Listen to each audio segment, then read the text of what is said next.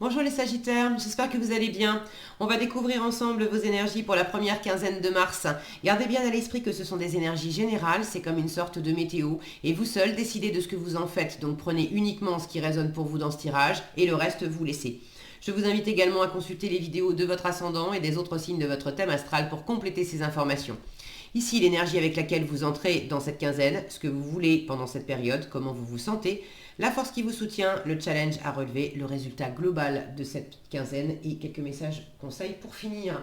Les jeux que j'utilise pendant pour ce tirage, sont le tarot Histoire de sorcière et le petit oracle des runes.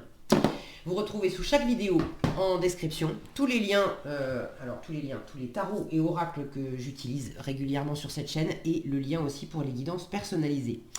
Ceci étant dit, on y va. Vous avez le 9 d'épée, les amoureux, le diable, le roi de coupe, la tour et le 2 d'épée. Bon, vous avez la moitié du tirage en arcane majeur, les amoureux, le diable, la tour. Des énergies assez importantes qui vont peut-être vous impacter au-delà de cette quinzaine. Et clairement, il y a un entre-deux, là où vous avez peut-être, alors pour certains, vous avez une décision à prendre. Pour d'autres, vous êtes dans une situation, c'est pas tellement qu'il y a une décision à prendre, mais peut-être un besoin de vous clarifier l'esprit. Alors, de vous clarifier l'esprit justement en arrêtant de réfléchir. De vous clarifier l'esprit en vous reconnectant au cœur et en redescendant dans votre cœur, dans ce que vous ressentez pour laisser retomber une espèce de pression que vous vous mettez. Parce qu'effectivement, il y a sans doute une forme de confusion, vous n'avez pas de visibilité, vous ne savez pas exactement où ça va, mais il y a savoir avec sa tête, et puis il y a savoir avec son cœur, sentir dans son cœur. Et c'est dans cette posture-là que ça va être le plus facile pour vous. Alors, j'ai quand même une ligne là qui m'indique que vous vous mettez une forme de pression, justement, à propos de soit d'un choix à faire, soit d'une incertitude, il y a quelque chose qui n'est pas clair, vous n'avez pas de visibilité et vous n'allez pas en sortir, je ne vais pas vous mentir, en fin de quinzaine, vous êtes toujours dans cet entre-deux, le 2 d'épée. Donc, le 2 d'épée vous dit, vous avez peur de vous tromper, pardon, je vais y arriver, vous ne voulez pas vous tromper. Le 2 d'épée vous dit, ne cherche pas avec ta tête, parce que plus tu cherches avec ta tête, plus tu te fais des nœuds. La réponse, au fond, tu la connais déjà, elle est dans ton cœur. Et effectivement, il y a quelque chose qui vous anime. Donc, en résultat du tirage, je vous le dis tout de suite, vous n'aurez pas la réponse. Alors, la réponse logique, analytique, de savoir exactement qu'est-ce que ça va donner, cette situation, dans un mois, dans 6 mois, dans un an... vous n'allez pas avoir la réponse là maintenant, pour ceux qui cherchent. Mais pour autant, ça ne veut pas dire que vous allez mal vivre cette quinzaine. Et le meilleur moyen de bien vivre cette quinzaine, c'est d'accepter. C'est d'accepter d'être dans cet entre-deux justement, qui est là à juste titre pour vous apporter quelque chose. Et pour moi, ce que ça vous apporte en premier lieu, c'est justement de vous apprendre à redescendre dans votre cœur. Et de peut-être aussi prendre conscience de quelque chose. Mais prendre conscience, là encore, de prendre conscience que le mental, quand on pense conscience, on pense cerveau, on pense tête. Mais il y a une grande conscience dans le cœur. Et là, il s'agit de laisser de côté le mental qui enferme pour laisser cette ouverture de cœur et cette conscience de cœur exister. Vous guidez. Vous entrez dans la quinzaine avec trop de mental. Le 9 d'épée. On s'inquiète, on est obsédé par quelque chose. Alors de l'obsession, je peux en trouver aussi chez le diable, ça c'est votre état d'esprit. Cette incertitude les amoureux nous parlent d'incertitude, d'indécision, mais nous parlent aussi évidemment d'amour. d'amour amoureux ou de partenariat, ou bref, il y a quelque chose, une relation à l'autre, une relation à un projet peut-être aussi, mais quelque chose qui vous anime vraiment. Ça vous laisse pas du tout, du tout, du tout indifférent, indifférente. C'est encadré par la pression du 9 d'épée, la pression du diable. Vous y pensez matin, midi et soir. C'est trop, c'est trop, c'est trop, c'est trop les Sagittaires. Arrêtez de... C'est pas la peine d'y penser.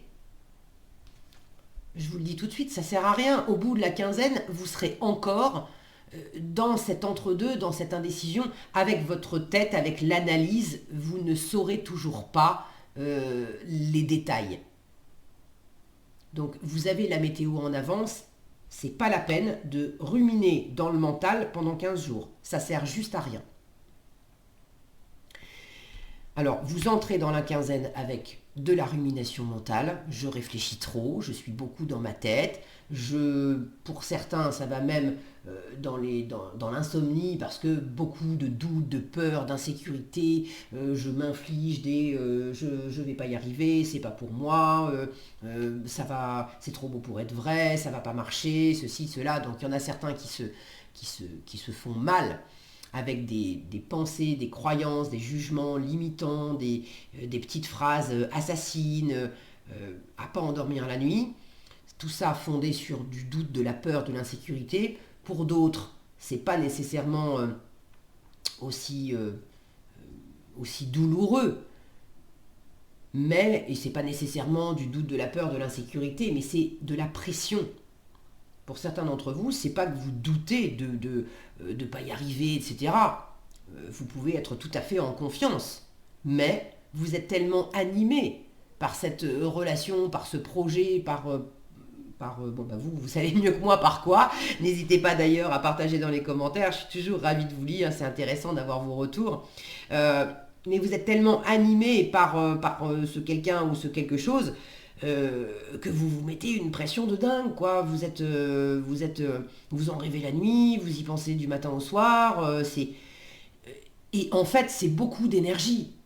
C'est beaucoup d'énergie que vous laissez, que vous mettez, de l'énergie intellectuelle que vous mettez là-dedans.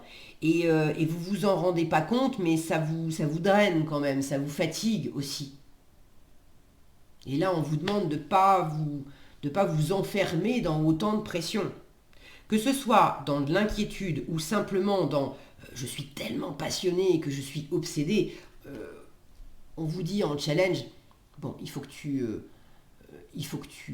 pas que tu t'enfermes là-dedans, dans cette pression, parce que pression devient oppression. Et là, il faut que tu te libères de cette oppression que tu t'infliges.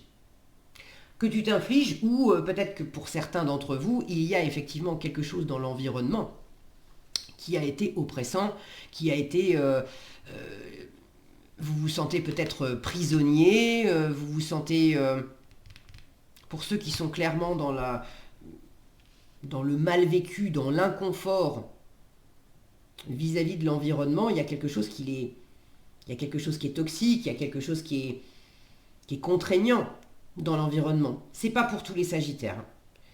Mais pour certains d'entre vous, il y a quelque chose effectivement de toxique, de contraignant. Et ce qui est compliqué, c'est que vous avez besoin de laisser partir ça. Vous avez besoin de vous extraire de cette situation. Et vous êtes dans un entre-deux, vous voulez retrouver de l'harmonie, vous voulez retrouver... vous voulez sortir de ce côté enfermant, étouffant, pour revenir à quelque chose de beaucoup plus harmonieux, de beaucoup plus agréable. Alors, est-ce que ça implique de quitter une personne, de quitter une situation pour vous retrouver vous? Ou est-ce que ça implique de quitter des façons de faire, des attitudes, des comportements, des façons de se parler l'un l'autre, pour retrouver de l'harmonie au sein d'un couple, au sein d'un partenariat, au sein d'une amitié, au sein d'une interaction, d'une relation avec quelqu'un, c'est pas forcément amoureux. Mais il y a de ça. C'est difficile pour vous de lâcher quelque chose et de redescendre. La tour, c'est quand même... La tour, c'est l'ego, c'est le mental, c'est tout ce qui a été trop raide et trop enfermant, qui vient de l'ego, du mental, de l'analyse. et on laisse s'écrouler ça, on prend conscience aussi. Donc c'est difficile pour vous d'avoir une prise de conscience pour vous libérer de quelque chose. Il y a quelque chose qui vous... il y a quelque chose aussi de bouleversant. Ça va vite avec la tour. Ça déstabilise. Donc oui, vous êtes bouleversé.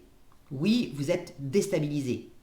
Mais là, on vous dit, plus tu vas chercher, pendant cette quinzaine, plus tu vas chercher à te raccrocher à l'analyse mentale, rationnelle, moins ça va t'aider. C'est pas ça qui va t'apaiser. En force, pour t'apaiser, c'est reconnecte-toi à cette énergie de roi de coupe. Le roi de coupe, il est dans son cœur.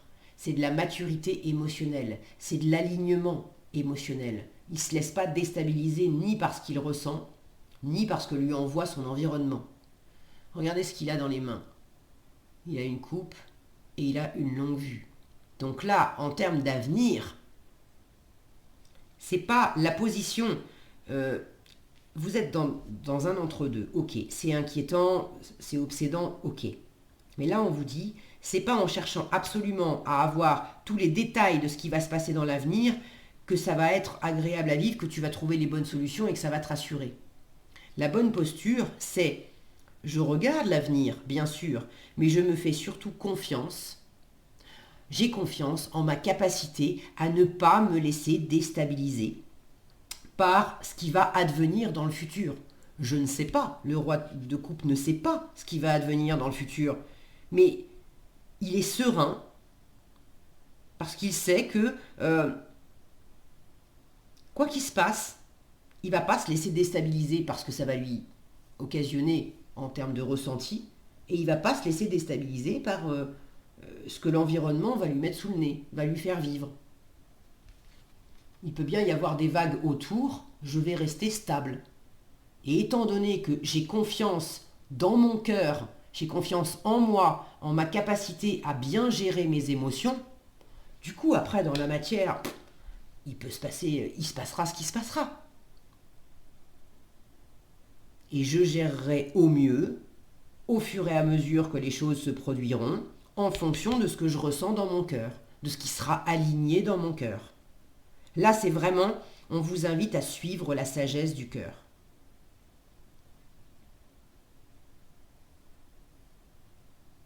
À poser les choses aussi, à laisser les choses se décanter. Là, j'ai beaucoup d'agitation, beaucoup d'agitation, beaucoup d'agitation. Vous avez envie d'harmonie. Ben là, l'univers vous dit, commence par arrêter de t'agiter en toi. C'est intérieur, d'accord? C'est vraiment dans le côté se mettre de la pression. Commence par arrêter de t'agiter en toi, retrouve cette harmonie en toi, et du coup, ça va se calmer avec ton environnement aussi. Je vous disais, le 2 d'épée vous dit, plus tu cherches avec ta tête, plus tu te fais des nœuds. Au fond, la réponse, tu la connais déjà, elle est tout au fond de ton cœur. Donc vous êtes dans un entre-deux, vous n'avez pas de visibilité, vous vous sentez confus. C'est ok. Ne cherchez pas, il n'y a pas de bonne façon de faire, il n'y a pas de bonne réponse. Il y a le ressenti. C'est votre GPS du cœur, votre GPS intérieur. Est-ce que c'est Miam, est-ce que c'est Burke? Vous m'avez peut-être déjà entendu parler de ça, les enfants sont très doués pour ça, pour écouter le GPS du cœur. Parce qu'ils n'ont pas encore tous ces filtres d'adultes, toute cette rationalité qui vient passer ça dans les bonnes raisons, les mauvaises raisons, la morale, et ça se fait pas, et j'y crois pas. Ils n'ont pas tout ça, les enfants. Donc leur GPS, c'est dans le cœur, c'est tout simple. Est-ce que c'est Miam, est-ce que c'est Burke? Si c'est Miam, j'y vais, si c'est Burke, j'y vais pas. Je fais pas. Et comment on sent un Miam et comment on sent un Burke? C'est à travers le corps. Quand c'est Miam, alors dans votre cœur, vous sentez qu'il y a un truc, ça pétille, mais dans le corps, vous avez des papillons dans le ventre, il y a une sensation de légèreté, il y a quelque chose qui s'ouvre, la cage thoracique s'ouvre, les épaules sont allégées, on sent le corps qui se redresse, qui se détend. Tout ça, c'est des sensations physiques Miam. Les sensations Burke, au contraire, où c'est on se referme, ben des sensations de lourdeur, c'est des sensations d'enfermement, c'est quelque chose qui serre dans la gorge, c'est une boule dans le ventre, c'est un poids sur les épaules, c'est la nuque qui est raide, c'est les yeux qui piquent, c'est toutes ces sensations-là. Donc à vous de sentir, si vous voulez sentir, parce que chaque langage, chaque corps vous avez votre individualité. Bon, les corps sont tous faits pareil et en même temps, ils ont chacun une identité propre. Donc, si vous voulez vous entraîner à sentir comment ça s'exprime dans votre corps à vous, le miam et le burk, prenez un moment pour vous bloquer en boucle sur quelque chose que vous adorez, quelque chose ou quelqu'un. Prenez quelque chose de simple. Quel est votre aliment favori? J'en sais rien. J'adore manger des fraises. Imaginez un bol de fraises comme vous l'aimez avec du sucre ou de la chantilly, j'en sais rien, ou un truc au chocolat. Prenez un truc qui est super miam. À la limite, le plus simple, c'est de partir avec de la nourriture, parce qu'au moins le mental n'est pas sollicité à se dire est-ce que je fais bien, est-ce que je fais pas bien, est-ce que c'est ça, est-ce que c'est pas ça. Bon, prenez un truc que vous adorez manger, prenez un autre truc que vous détestez manger. Et focalisez-vous sur ce que vous adorez manger et sentez qu'est-ce que ça vous fait sentir dans votre corps. Après, portez votre attention sur ce que vous détestez manger. Et là, sentez ce que ça vous fait dans votre corps. Repassez sur ce que vous aimez. Revenez sur ce que vous n'aimez pas. Après, vous pouvez prendre l'exemple de 2 personnes. Une personne que vous adorez, une personne que vous détestez. Et vous faites ce va-et-vient entre j'aime et j'aime pas sur des choses pour lesquelles c'est clair. Vous aimez pas. Et vous allez sentir dans votre corps la différence. Et ça va vous aider à décrypter après ce que vous ressentez. Donc suivez votre GPS du cœur et suivez ce que ça vous fait dans votre corps. Mais ne cherchez pas à avoir le dernier mot, à avoir toutes les solutions et même possiblement à faire un choix pendant cette quinzaine parce que vous serez peut-être au bord de choisir. Mais il y aura, même si vous prenez une décision au bout de cette quinzaine, il y aura quand même une part d'inconnu là-dedans. Même si j'ai décidé, de toute façon, je ne sais pas ce que ça va donner après. Donc l'idée, c'est de toute façon, quoi qu'il se passe, que ça soit décidé, pas décidé ou pas, je reste dans mon cœur et je reste dans cette sensibilité, dans cet accueil, dans cet alignement, c'est presque une posture de méditation active, de la bienveillance, de quelque chose d'agréable, ici et maintenant. Qu'est-ce qui est simple, qu'est-ce qui est harmonieux, qu'est-ce qui est miam, et je m'en tiens là, ça suffit. Et le reste, je le laisse s'effondrer. Tout ce qui était trop raide et trop enfermant, je le laisse s'effondrer. Qu'est-ce que vous avez en conseil? Nana et Gérard. On vous dit, ta loyauté, ta douceur et ta constance font de toi une personne digne de confiance. Loyauté, douceur, constance, il y a tout ça dans le roi de coupe. Aussi, tu t'es libéré de certaines pensées limitantes pour accueillir une union sacrée. Alors pour certains, c'est un message très particulier. Tu t'es libéré de certaines pensées limitantes pour accueillir une union sacrée. À la condition de rester humble, ton expérience peut guider autrui. Et Gérard vous dit, tout arrive au bon moment. Tu es invité à suivre le cycle naturel de la vie. Tu pourras très prochainement récolter les fruits de tes efforts. Ce qui t'appartient te reviendra. Donc il y a cette notion, alors, cycle naturel de la vie, j'avais pas de notion de cycle qui commence, qui finit, enfin si, avec la tour, d'avoir quelque chose qui s'achève. Mais cette notion de tout arrive au bon moment, je vous disais avec le roi de coupe, je prends les choses comme elles arrivent. Et je fais confiance en ma capacité à les absorber et à réagir à ça, à pas me laisser déstabiliser par ce qui se passe, à être dans une confiance de cœur. Tu pourras très prochainement récolter les fruits de tes efforts, ce qui t'appartient te reviendra. Donc non, vous n'avez pas une grande visibilité, mais on vous demande d'être dans cette confiance. Tout va bien. Voilà ce que j'avais pour vous, les Sagittaires. J'espère que cette vidéo vous sera utile. Si elle vous a plu, je vous invite à la liker, la partager, la commenter. Et pour être averti quand je publie de nouvelles vidéos, il suffit de vous abonner et d'activer la cloche des notifications. Prenez bien soin de vous, passez une excellente quinzaine et je vous dis à bientôt dans un prochain tirage.